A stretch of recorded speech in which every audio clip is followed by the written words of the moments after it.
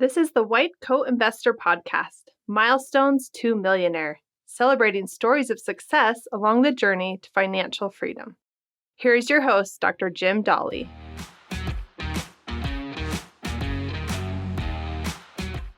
All right, this is Milestones to Millionaire podcast number 56, Decamillionaire Doctors.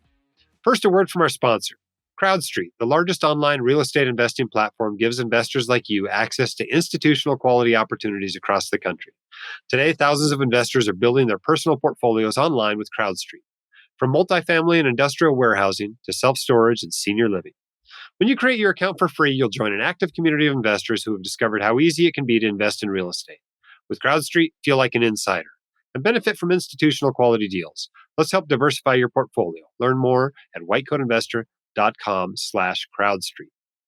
All right, I'm here with Tisha Spath, our co-host on this podcast, and we are excited to bring on a little bit of a celebrity in the physician financial space, at least among their students. We have Stephen and Marinelle coming on, and he's actually a speaker at WCICon 22, but he's also been, a regularly nominated person for the White Coat Investor Financial Educator Award. So it's going to be a pleasure having him on today. Let's get them on the call.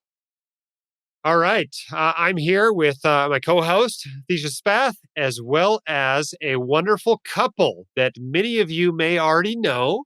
And those who don't, it's going to be your pleasure to get to know them today. Stephen and Marinelle, welcome to the Milestones to Millionaire podcast. Thanks for having us. Yeah, thank you. All right. So we're celebrating today. It's been a while since you became financially independent, but it's a Milestones podcast. We got to celebrate some kind of milestone. So we're going to celebrate the fact that you're financially independent, even though you've been financially independent for a few years. Yeah. So Stephen and Marinelle, I understand you both are physicians. Can you please tell us what your specialties are and how far you are out of training? So I'm a pediatrician. I graduated pediatric residency in 1995. So about 27 years. Awesome. Yeah, I started my residency as an intern in medicine, and then went out to practice for 2 years, a couple of years. Then went back to my fellowship and became a nephrologist. So I'll be been in practice for like 25 years. Wow. Amazing. So you went back to school. That must have been hard. Yes, as an attending salary, then going back to a fellow. But for us, it's an opportunity. Investment is education. So my wife actually was the one who asked me, is either she's going back to fellowship or me and take care of the kids. So it was a decision for me. So I'll rather go back in training. Awesome. So aside from that dip mid-career, what has been your salary range throughout your career? Well, I mean, back then, doctors not being paid too much. Like I remember I started like 120,000. Then when I became an attending as a nephrologist, during that time, I guess 200,000 that time. Wow.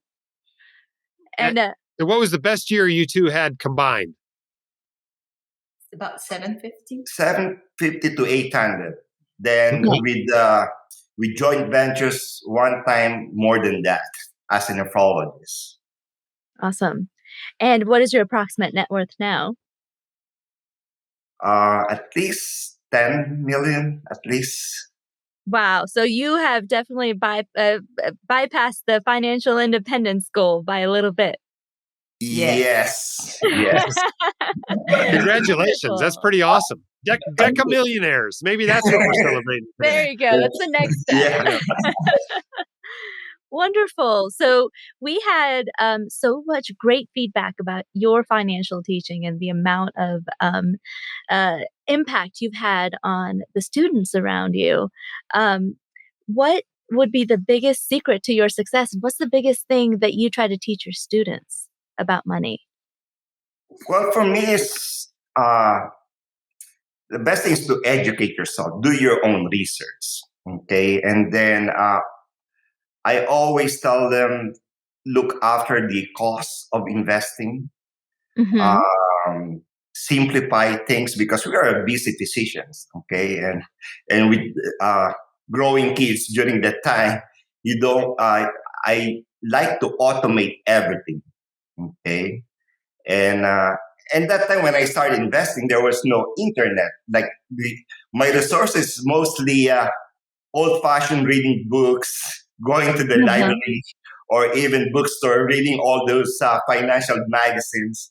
So I remember when I started investing, I have to send my check to Vanguard to invest. Like every month, I send Oh it boy. because it's not electronically. So I evolved during that time. There's no. So the key is really education. Try to learn. It's just like medicine. You attend your CME, continuing medical education. The same thing with finances, like because it evolved during my time. There's no. Index fund is not that crazy then. I think they're mostly active investing, when I remember right. But then for me, uh, when I came in, I was fascinated with these three indices: the Dow Jones, the S&P 500, and Nasdaq. So we came from the Philippines, so I had no idea about those indexes. So that's why it prompted me to say, let me do some reading about it. So that's how Yeah. I teach them is try to don't make any financial decision without understanding what you going to. Yes. Yeah. And now you can combine CME and financial education at the White Coat Investor Conference. That's right. That's right. Hey, Plug. so Marinelle, he was super interested, right? He's writing physical checks to Vanguard. He's going to the library. He's reading books. Were you interested in this at all, or were you just kind of along for the ride? I mean, what conversations did you guys have around money? We actually are definitely good partners at this. We have the same financial goals, although I have to say, right after both our residencies, like, okay, where do we travel? What do we buy? That's that kind of thing. And then our first son was born. And then we realized actually that he is the trigger for us to start being, reading about finances because we want to prepare. And Yeah.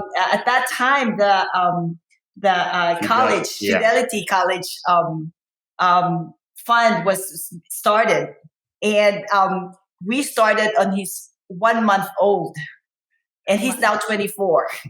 So I was definitely on board, but I don't like the reading.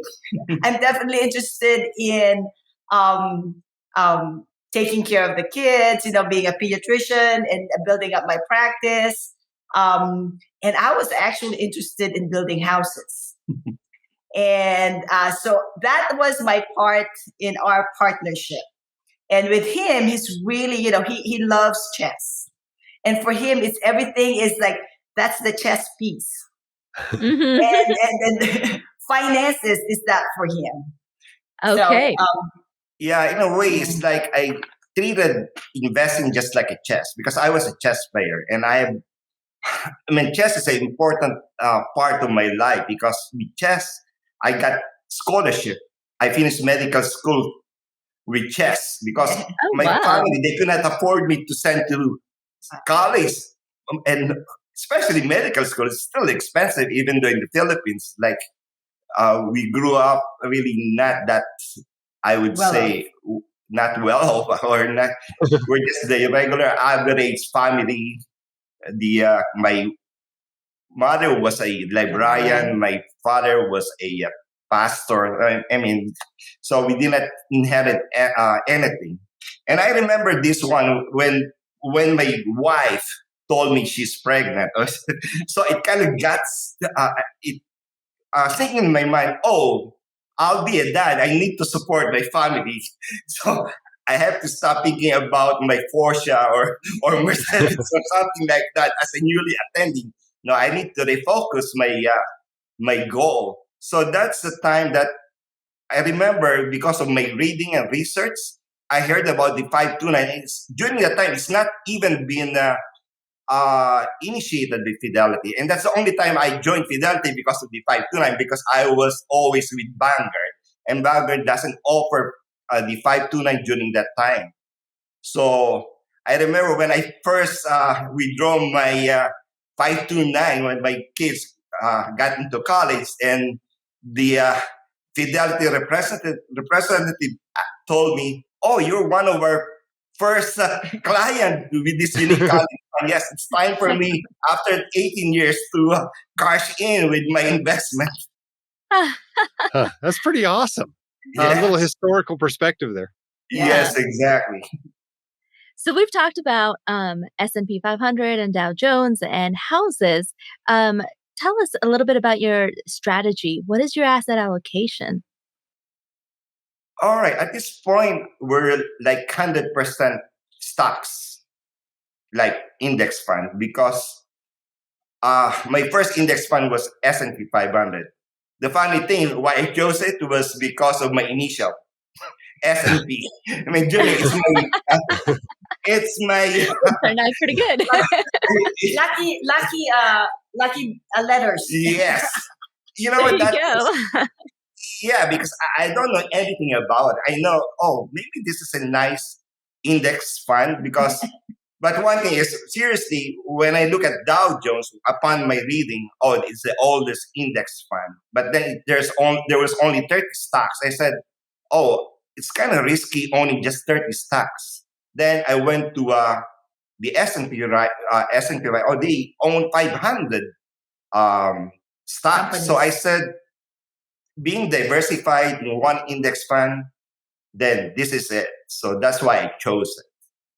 And that time, Vanguard, that was their flagship. That's what they offering. Like they're, in a way, they're like being branded Vanguard S&P 500. It's like when you're in Vanguard, you have to choose S&P 500. So, and it Yeah. paid me a lot. So with my IRA, 401k. Got it. So yeah, it's good to stay diversified and kind of buy into the whole market instead of just buying individual stocks is what I'm hearing. Yeah. So, I mean, there's more to this story here. I mean, you guys made good money and you clearly invested aggressively, 100% stock. But how much of that income did you save? You must have been putting a lot of money into these accounts as you went along. Well, first is by nature we're frugal, okay? And I remembered your teaching, which kind of stuck me, like living like a resident. It's like, oh, I've been doing that since day one, even I wasn't attending. So that's what I mean. I heard about your podcast like in 2018, but and it, uh, and that's why I admire your teaching. I mean, this is what I've been doing. It's like kind of validated of what I was doing then. So what we did is we're like a two doctor salary. One salary is for just investment, and the other we live within just one doctor salary. So that's how we do it. That's So awesome. that's why we're so aggressive. And then I did not bother about bonds because what my thinking was we're our bonds is like our salary. It's like that's our fixed income. If I go to work, I have monthly salary. So that would be my in a way fixed income, like a bonds. So that's why I never had advanced holdings since day one. Okay. Well, we're running short on time, but let's go back. I mean, you guys got on this pretty early. Let's say somebody else is just coming out of training and they're interested. They're listening to the White Coat Investor podcast. They want to do what's right. What advice do you have for them so they can get to where you are now by the end of their career? Invest early. Yeah, invest early and live within your means. That's the key. You don't try to delay gratification, those discretionary expenses. Okay, prioritize your allocation. Be tax efficient. I always maximize first our 401k, IRA, even way back when I was a resident. During that time, $2,000 was the IRA maximum. Imagine now they have more. So that's why even my kids, they started their Roth IRA. And when they started like any kind of summer job, I will fund them it's like my matching for them is to, okay, this is how much you earn. I will match that for your Roth IRA. So Awesome. Well, awesome. Congratulations on your story. It's going to be super inspiring to our listeners, right? To see that doctors can build not just become financially independent, but build serious wealth. I mean, 8 figures plus of wealth. So Stephen and Marinelle, congratulations on your success. You've done a wonderful job. And also particularly, thank you so much for what you're doing for other white coat investors to help them to do the same things and become as successful as you have. well, thank you. And thank you very much for having us. All right. A lot of takeaways from that one, huh? Yeah. For those who don't know, Stephen was nominated by like 15 people for the White Coat Investor Financial Educator Award. I mean, he came very close to winning it. Maybe he'll win it this next year. I don't know. But he's got a lot of people out there that think the world of him. I can tell you that based on the nominations we got. But a lot of awesome lessons there. I mean, look how powerful it is to start so early. That was Right. kind of what I took away from it. Yeah, he has a lot of history in the market, and Vanguard Fidelity being the first investors Yeah. I in mean, their he's like funds. the first 529 investor at Fidelity. That's pretty Oh my cool. goodness. That's amazing. I wonder how much his immigrant status affected this, right? You see lots of Yeah. immigrants come to the country and they're like, I was living on $3,000 in the Philippines, now I'm rolling in the money. Let's save 90% of it, And it makes me wonder if how much that mindset, that classic immigrant mindset came to play in their success. And I Yeah. wonder how hard it might be to pass that on to the next generation. Right. And it's so difficult as an immigrant sometimes to really learn even the fundamentals of a stock market and like the Dow Jones and the S&P. Like, what the heck is this? Because a lot of countries don't have that. And Right. the power of just a regular old Joe to be able to buy an index fund and invest into that and buy parts of companies. I mean, this is a really unique opportunity we have in the States that really is not there in a lot of the world. Yeah, I think there's, I mean, it also demonstrates you don't have to know that much when you get started. I mean, he picked the S&P 500 because those were his initials, right? Right. You just got to save something, put it into some sort of reasonable investment, and let the magic of compound interest work on it. So I thought that was pretty impressive. I was impressed with just the power of starting early because so many of us make a few mistakes at the beginning. We lose that first 5 or 10 years. Those guys didn't lose that first 5 or 10 years. They were doing the right thing right from the beginning. So I thought that was pretty impressive. Whatever you may be looking to accomplish in your life, diversifying your investment portfolio could be essential to unlocking that next endeavor.